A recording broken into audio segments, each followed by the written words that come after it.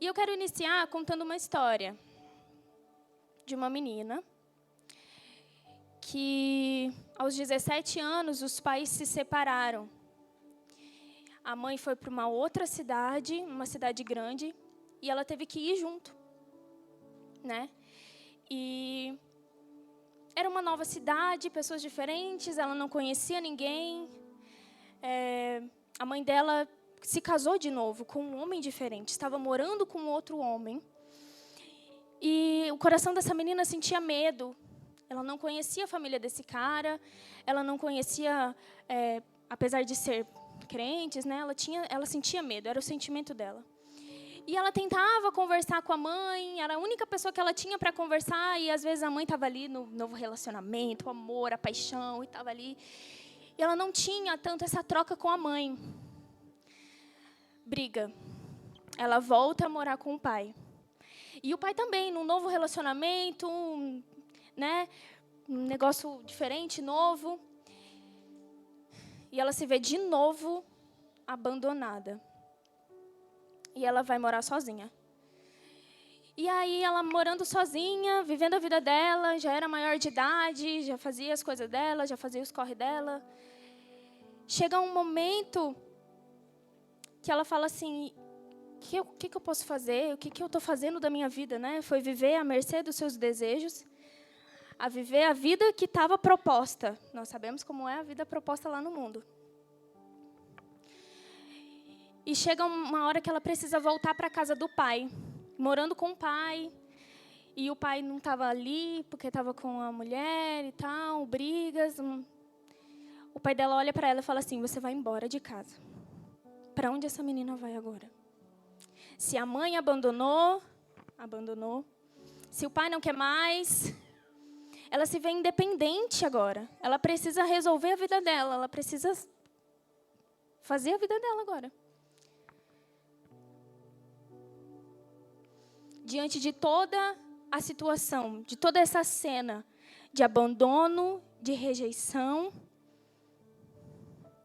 ela pergunta para Deus, por que eu? Por que comigo? Provavelmente, eu acredito que sim, todos nós temos uma história e parte dela, existe uma situação difícil, que a gente fica se perguntando, por que comigo? Por que aconteceu isso comigo? E aí nós encontramos a resposta na Bíblia. Vamos lá, Gênesis 3.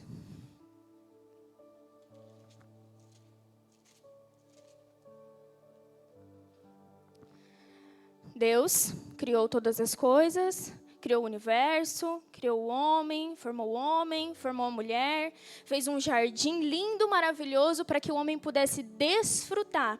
E todos os dias, na viração do dia, Deus estava lá para conversar, para ter um tempo de qualidade com o homem. Certo? 3:8 diz assim, quando ouviram a voz do Senhor Deus, que andava no jardim, pela viração do dia, esconderam-se da presença do Senhor Deus, o homem e a sua mulher, por entre as árvores do jardim. E chamou o Senhor Deus ao homem e lhe perguntou, onde estás? E ele respondeu, ouvi a tua voz no jardim, e porque estava nu, tive medo e me escondi. O que aconteceu aqui? Eles estavam ali, teve a conversa com a serpente. Come. Vocês não vão morrer, não. A ordem do Senhor era, não comam do fruto da árvore do bem e do mal. Eles tinham todo o jardim para ser desfrutado. Eles não podiam comer uma árvore, do fruto do bem e do mal. Mas foram persuadidos pela serpente, e aí eles comem do fruto. A ordem era para que não comessem, porque eles morreriam. Mas a palavra morrer no original, no hebraico, traz o sentido de morte espiritual e não física. Eles comeram e viram assim, eu não morri. Aí a Eva dá para Adão, Adão vai e come, eu não morri. Mas o que acontece com eles? Eles sentem medo. Eles passam a sentir medo quando ouvem Deus. Por quê? Porque eles sabiam que tinham desobedecido a ordem. E aí é que acontece uma ruptura no relacionamento com Deus. Quando o homem come do fruto, eles desobedecem a Deus. O pecado entra no mundo. A criatura sentiu medo do seu Criador. E a lei de Deus é para a proteção do homem, é para a conservação da vida. Quando Deus fala, não faça isso, é porque Ele está te protegendo. As mais de 600 leis que Deus dá para o povo de Israel, parece muito chato. Se a gente for parar para ler, realmente é muito chato, é muito detalhe, é muita coisa. É não daqui, não faça isso. Quando vocês forem para a terra, façam assim, façam daquele jeito. Por quê? Deus estava preparando eles para viver uma vida de santidade e serem exemplo para as outras nações.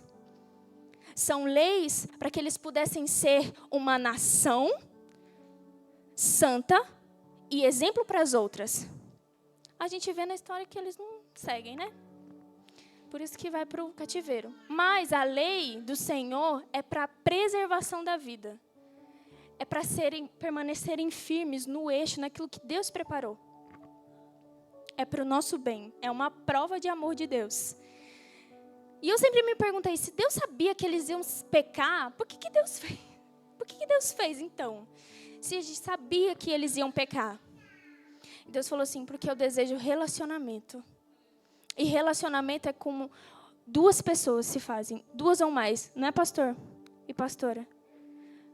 Um relacionamento exige reciprocidade. Eu te dou e você me dá. E é isso que Deus deseja. Relacionamento. Ah, mas então Deus, por que você não destruiu e fez de novo? Porque nós não somos descartáveis. Falo isso para você, eu não sou descartável. Ah, então por que Deus destruiu tudo lá no dilúvio com Noé? Vamos ler lá, Gênesis 6, verso 11, diz assim: a terra estava corrompida à vista de Deus e cheia de violência. Foi para a corrupção e violência que Deus criou o mundo? Vocês respondem. Foi para matar uns aos outros? Não. Deus manda o dilúvio porque Ele é soberano sobre tudo e todos. E Ele tem o controle da vida e da morte. Deus manda o dilúvio porque Ele é justo e a terra estava longe do propósito o qual Ele tinha feito. Estavam vivendo uma independência à mercê dos seus próprios desejos. Romanos 1, 24 diz assim: por isso Deus entregou tais homens à imundícia pelas concupiscências do seu próprio coração, para desonrarem o seu corpo entre si. Em Isaías 59, 2 diz: mas as iniquidades de vocês fazem separação entre vocês e o seu Deus, e os pecados que vocês cometem o levam a esconder o seu rosto de vocês, para não ouvir os seus pedidos.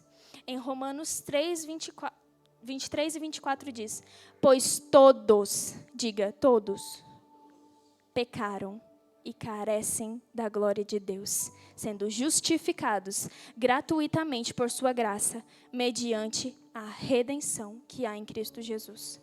Quando pesquisamos no Google o significado da palavra independência, isso é muito bom para os nossos olhos. É muito prazeroso. Diz assim, caráter daquilo ou daquele que não se deixa influenciar. E para nós cristãos, devemos ser independentes. Não devemos nos deixar influenciar pelas coisas do mundo. Isso não. Mas o conceito da palavra independência, o sinônimo é liberdade, autonomia, insubmissão. Liberdade nós encontramos aonde?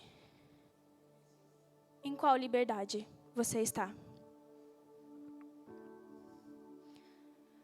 Sabe por que o mundo está como está hoje? Cheio de violência, corrupção, guerras, fome. Porque o homem quis ser independente de Deus. Quis viver à sua maneira. Quis viver os seus desejos, quis viver do seu jeito, fazendo as suas regras, sendo o seu Deus. O homem viu Deus e virou as costas. Rejeitou aquilo que ele tinha deixado. E uma frase que eu levo para a minha vida é: independência é morte. Quando nós vivemos longe do propósito de Deus, à mercê das nossas vontades, dos nossos desejos, daquilo que nós queremos, nós somos independentes e nós vivemos o pecado. E o pecado, e a consequência do pecado é a morte. Quando vivemos afundados em nossos pecados, desprezando a ação do Espírito Santo e a graça divina, nós desprezamos aquilo que Deus nos deu. Nós desprezamos a boa, perfeita e agradável vontade dEle. Nada do que nós temos é bom. Nossa tendência é sempre pecar. Nós sempre temos a tendência de ir para o mal. Se nós não tivermos o Espírito Santo, nós sempre vamos pecar. Estão comigo? E a primeira linha de pensamento é que nós perdemos a conexão com Deus. Nós fomos viver a nossa vida independentes. E quando nós perdemos a conexão com Deus, nós também perdemos a conexão com o próximo. Isso por causa do pecado. E o pecado gera orgulho no nosso coração.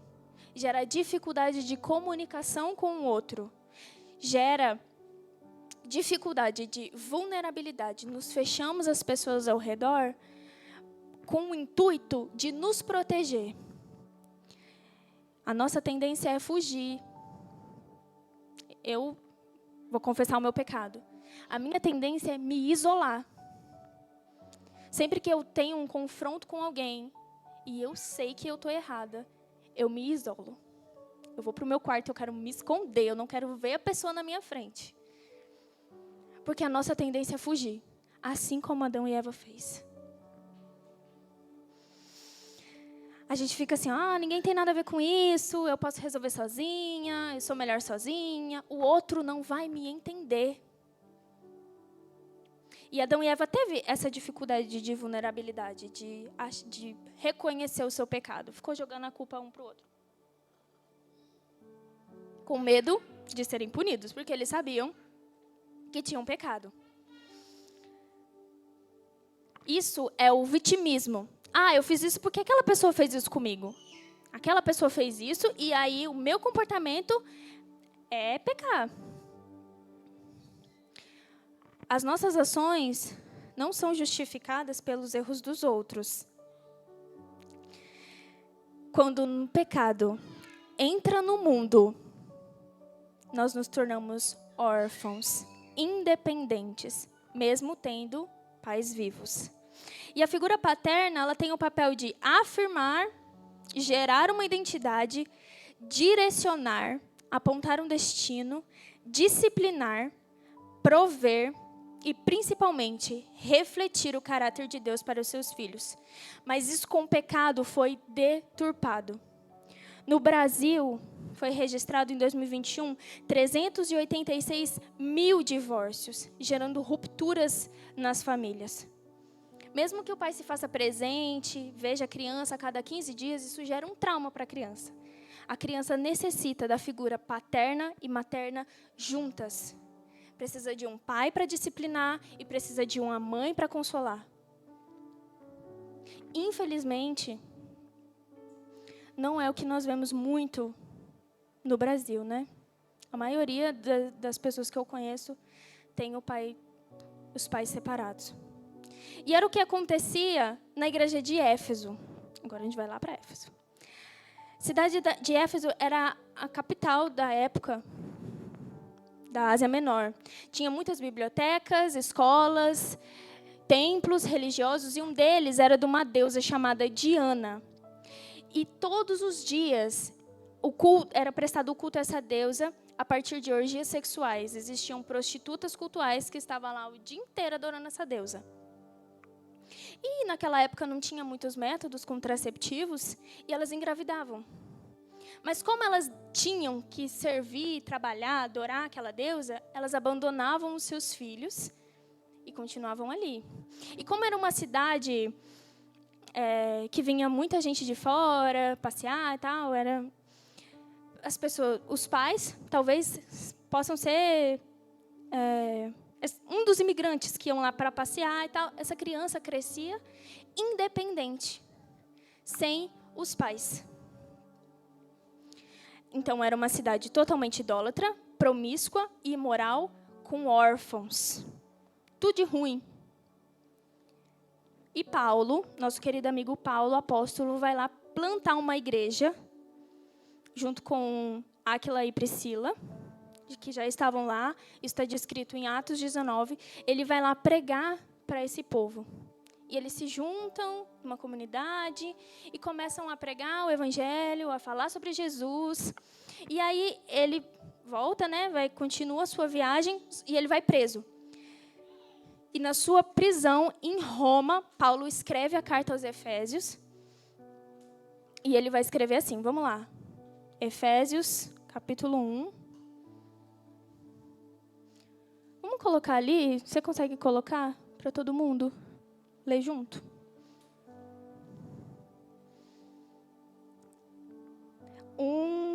A partir do 3. Vamos ler junto? Bendito Deus e Pai de nosso Senhor Jesus Cristo, o qual nos abençoou com todas as bênçãos espirituais nos lugares celestiais em Cristo. Como também nos elegeu nele antes da fundação do mundo, para que fôssemos santos, irrepreensíveis diante dele em amor. E nos predestinou para filhos de adoção por Jesus Cristo, para si mesmo, segundo o beneplácito de sua vontade. Vocês estão muito fracos, viu? Para ler a Bíblia. Nossa! Baixinho demais. Paulo, conhecendo a realidade daquele povo, escreve isso aqui. Filhos de adoção por Jesus Cristo. Que choque na mente esse povo levou.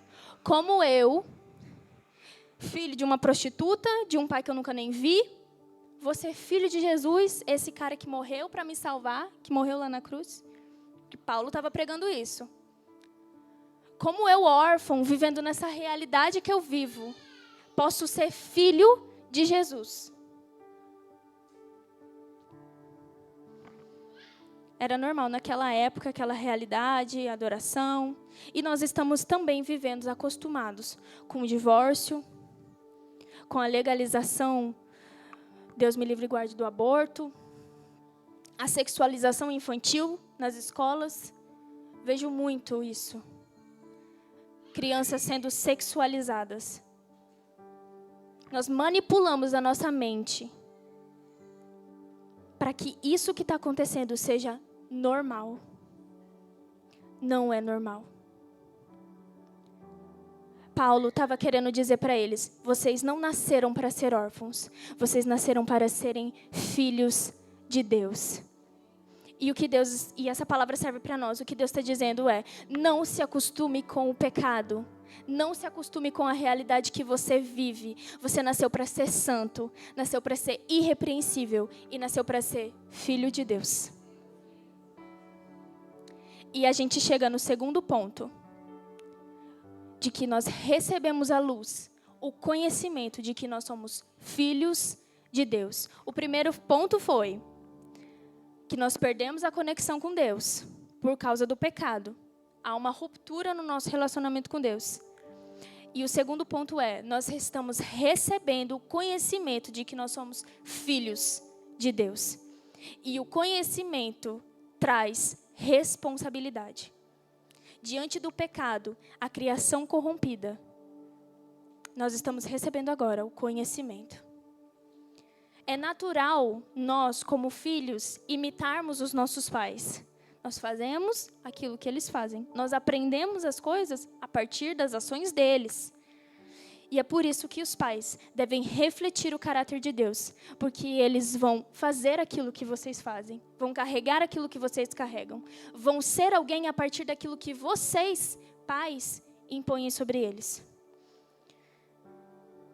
Inconscientemente, nós somos o reflexo da nossa figura de autoridade. E a figura de autoridade é alguém que tem a opinião muito forte pesa sobre nós. Figura de autoridade, vamos imaginar aqui, ó. Deus, sendo a nossa figura de autoridade, o eixo é reto, é perfeito. Mas quando nós temos o homem como a nossa figura de autoridade, aí imagina que esse aqui é o homem, fica torto. Gera um espaço aqui. Esse espaço é chamado de carência afetiva. E essa carência nos leva a pecar. E é por isso que nós temos que ver Deus como a nossa figura de autoridade. Aquilo que Deus fala, aquilo que Deus impõe sobre nós, as palavras de Deus devem pesar muito mais do que as dos homens. Óbvio que nós temos que ter figuras de autoridade na nossa vida, para nos dar direção, como pastores, como os nossos pais, líderes, nossos amigos também são tipos de figura de autoridade, mas sempre eles devem estar ligados, conectados com aquilo que Deus tem falado com a gente. Aquilo que Deus está falando com a gente. Amém? Eu trouxe aqui alguns comportamentos, sentimentos de órfãos. Ele se sente rejeitado. É o primeiro. Independência. Não confia em ninguém, faz as coisas por sua própria conta, carrega mais do que consegue, porque pensa que ninguém vai fazer nada por ele se ele não fizer. Tem dificuldade de pedir ajuda, se sente sozinho, tem dificuldade de ser vulnerável, é orgulhoso. Tem pensamentos como, tenho que fazer para merecer, vive como um escravo, depende de uma palavra de afirmação, manipula situações a fim de receber elogios. Se sente perdido porque não tem direcionamento, não tem destino e continua a viver a vida sem saber o que fazer. Indisciplinado, não gosta de receber ordens, não gosta de obedecer regras, tem dificuldade de lidar com as figuras de autoridade. É inseguro, tem dificuldade de escolher algo e acreditar nas suas escolhas. Não sabe escolher, é indeciso. Não acredita em si mesmo, é procrastinador, sempre se coloca para baixo, se sente incapaz de realizar uma tarefa, murmurador. É uma pessoa pessimista, pensa que nada vai dar certo. Tem sentimentos de comparação, todos são melhores do que ele, fazem melhor do que ele. Se sente inferior, não se sente amado, é amargurado, tem dificuldade de liberar perdão e é rancoroso, se sente culpado. Eu gabaritei isso aqui.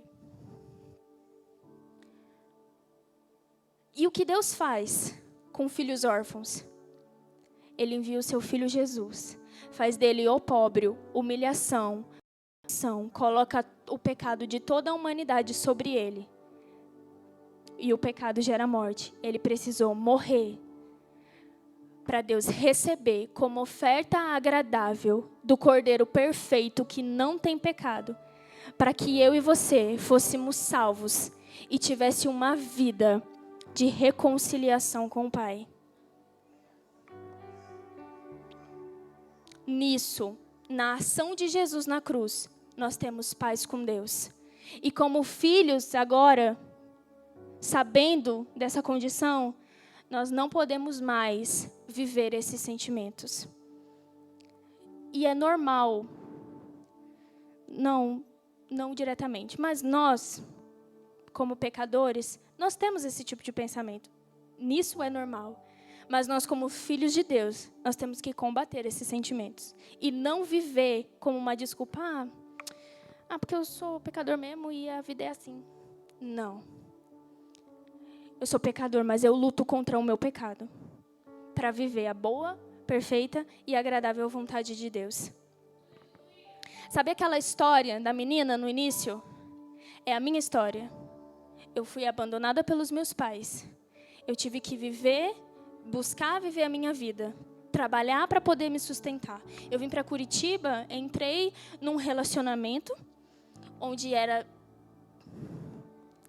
era traída todos os dias, eu vivia naquele mundo, eu não sabia, eu não podia sair dali, não tinha para onde eu ir, porque eu achava que a minha mãe não ia me aceitar, o meu pai não me queria mais, e eu vivi dessa maneira, essa vida de promiscuidade e imoralidade à mercê das minhas vontades por 5 anos, longe da presença do Senhor. E chegou um dia que eu olhei para Deus e falei assim, Deus, eu não aguento mais. E se você existe, você vai me tirar daqui. E eu contei para minha mãe que mais uma vez tinha acontecido e que eu tinha visto e não sei o quê. E a minha mãe falou, vem embora. Eu vi aquilo como uma resposta de Deus para minha vida. E eu vim embora. Minha mãe mora aqui, ó, do outro lado da rua. E eu passei aqui na frente dessa igreja. Eu vi a Yasmin e o Gustavo aqui. E eu falei assim, mãe, vamos naquela igreja? E eu vim aqui. E a pregação da noite, eu nem lembro mais quem pregava. Mas a pregação era, saia da caverna. Deus tem algo novo. Saia da caverna. Deus tem uma história. Deus ainda não acabou. E eu falei, é isso que eu quero. E eu me reconciliei com Deus. E eu passei a viver a vida que Ele queria que eu vivesse. Quando eu entendi que o que aconteceu na minha vida foi por causa do pecado original, que lá com Adão e Eva, quando eu entendi que eu era filha de Deus, eu entendi que eu precisava agir como filha de Deus, que eu precisava me posicionar como filha de Deus. Eu precisava, então, liberar perdão sobre os meus pais, pelos sentimentos que eles causaram para mim. A culpa não é deles. Eles também tiveram a vida deles, também aconteceram coisas para eles agirem dessa maneira, ou eles achavam que era melhor para mim, não sei. Mas o meu sentimento de rejeição eu precisava liberar, porque eu não podia mais viver dessa maneira. Porque eu entendi, através da palavra, que eu era filha de Deus. Eu não era rejeitada. Eu era aceita e eu era amada. E é isso que Deus proporciona para todos nós, através da palavra dele, de que nós somos filhos e dependentes dele. E hoje ele está convidando nós a abandonarmos o sentimento de orfandade, a abandonarmos a nossa vida de achar que a gente sabe de alguma coisa, para viver dependentes dele. Mesmo diante da nossa escolha, da nossa independência, o Senhor está dizendo assim, eu tenho algo novo para você. Eu quero te oferecer mais disso. Eu quero fazer um negócio. Vem cá, Gu. Vamos recapitular. Lá no início, Adão e Eva tinham um relacionamento com Deus. Vira aqui para mim.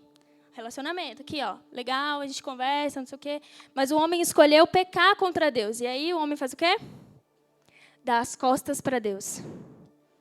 Quer viver a vida dele, quer fazer do jeito dele, ignorando as vontades de Deus. Mas Deus, com Jesus, ele faz assim, ó. Eu te dou uma nova chance. Eu te dou o meu amor. Eu te escolhi como filho. Eu te escolhi para ser santo. Eu não te escolhi para viver isso. Eu quero fazer nova todas as coisas. Eu quero que você viva uma vida dependente de mim, porque eu sei o que é melhor para você. Amém? Obrigada, Gu. E esse é o terceiro ponto. Reconciliação da conexão perdida. O Senhor está nos chamando para viver aquilo que nós fomos feitos para ser. Vamos ler novamente Efésios, a partir do 4 agora.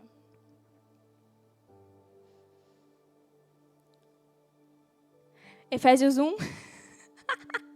Efésios 1, capítulo 1, a partir do 4. Bem forte, vamos ler junto. Porque Deus escolheu nele, antes da criação do mundo, para sermos santos e irrepreensíveis em sua presença. Em amor, nos predestinou para sermos adotados como filhos, por meio de Jesus Cristo, conforme com o propósito da sua vontade. Glória a Deus. Diante da lei, a adoção é um processo legal que consiste na aceitação espontânea de um indivíduo como parte integrante de uma família. Eu não sei como funciona exatamente o processo de adoção. Mas quando você escolhe adotar uma criança, você está se colocando no lugar de responsável, de responsabilidade sobre alguém. E é isso que Deus está fazendo. Ele nos escolheu para nos adotarmos e dizer assim, deixa comigo, que a responsabilidade é minha. Eu vou cuidar, eu vou prover, eu vou dar direcionamento, eu vou amar, eu vou ser pai. Amém? Ele escolheu nos amar. Ele nos escolheu para ser o nosso pai. E a responsabilidade é dele. Mas o posicionamento deve partir de nós. Em Efésios 5:1 diz assim, sede, pois, imitadores de Deus como filhos amados, e andai em amor, como também Cristo nos amou, e se entregou a si mesmo por nós, como oferta e sacrifício a Deus, em aroma suave. E o verso 8 diz, ainda no capítulo 5, pois outrora erais trevas, porém agora sois luz no Senhor. Andai como filhos da luz, porque o fruto da luz consiste em bondade, justiça e verdade.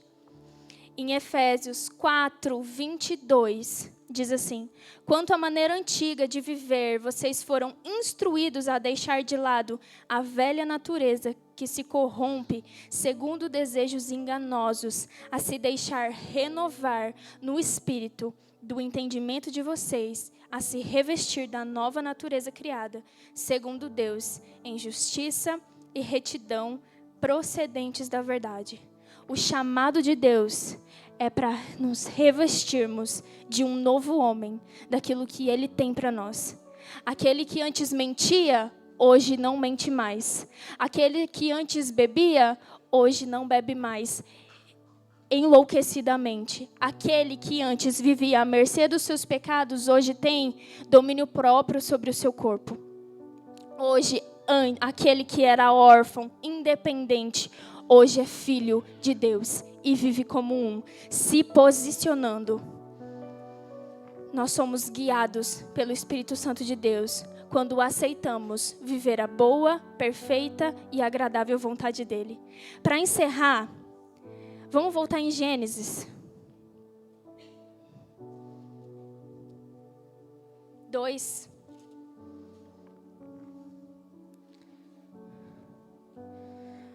Verso 7 diz assim, então formou o Senhor Deus ao homem do pó da terra e lhe soprou nas narinas o fôlego de vida e o homem passou a ser alma vivente. Na Septuaginta, na Bíblia, na versão grega, a palavra para alma está escrito nefs, que traz a ideia de garganta, sede, anseio, fome, sustento, alimento no geral. E essa palavra traz o sentido de dependência. Deus está mostrando que colocou um ser no mundo que é dependente dele. Nós somos dependentes de Deus para vivermos. Porque por nós não sabemos escolher. Nós precisamos do Espírito Santo. Amém? E diante disso, qual é o seu posicionamento? Diante da verdade, diante daquilo que Deus tem colocado, daquilo que Deus tem falado, qual é o seu posicionamento? Qual é a sua ação a partir disso? Se coloque em pé, vamos orar.